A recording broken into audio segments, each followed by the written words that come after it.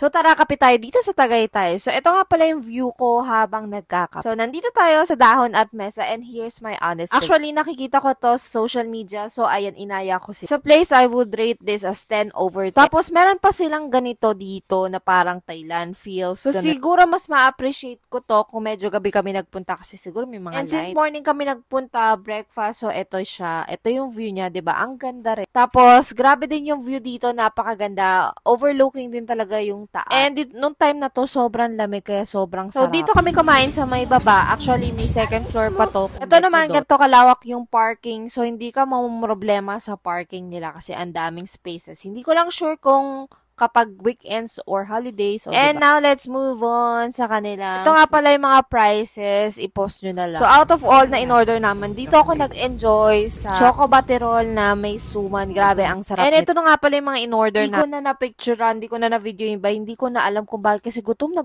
ako sa mga puntong aray. So, ito parang lutong bahay style, ganun. So, nothing special. Ewan ko lang kung taste preference ko lang yun. Pero rate ko to ng 7 or 6. Pero sa mga in-order ko, dito ako sa Chocolate Baterol sa kasuman talaga. Kaya naman ito, humirip pa ako ulit kasi sobrang sarap nito. Choco Baterol, siguro 10 over 10 ko. So, ayan. Pero enjoy ko rin naman talaga yung view dito kasi ang lamig tapos overlooking yung taas. So, go na kayo dito kung bet ninyo. So, ayun lang, babu.